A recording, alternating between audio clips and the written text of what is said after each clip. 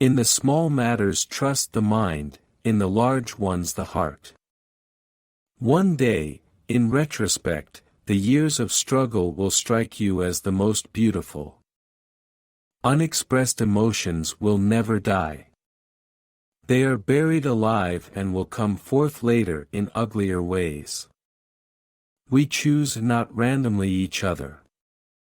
We meet only those who already exists in our subconscious.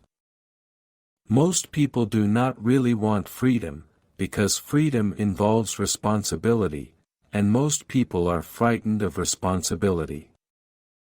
Words have a magical power. They can either bring the greatest happiness or the deepest despair. Out of your vulnerabilities will come your strength. The sexual life of adult women is a dark continent for psychology. Human beings are funny. They long to be with the person they love but refuse to admit openly.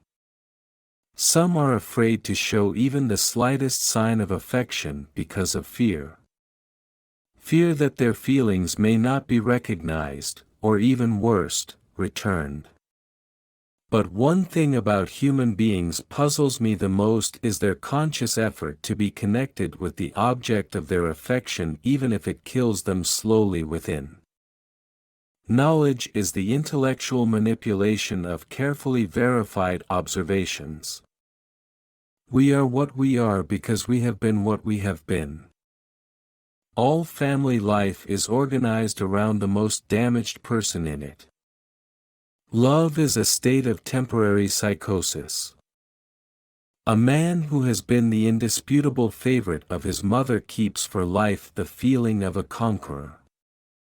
The great question that has never been answered, and which I have not yet been able to answer, despite my 30 years of research into the feminine soul, is, what does a woman want? Not to know the past is to be in bondage to it, while to remember, to know, is to be set free. I have found little good about human beings. In my experience, most of them are trash. Words have a magical power. They can bring either the greatest happiness or deepest despair. They can transfer knowledge from teacher to student. Words enable the orator to sway his audience and dictate its decisions. Words are capable of arousing the strongest emotions and prompting all men's actions. The only shame in masturbation is the shame of not doing it well. History is just new people making old mistakes.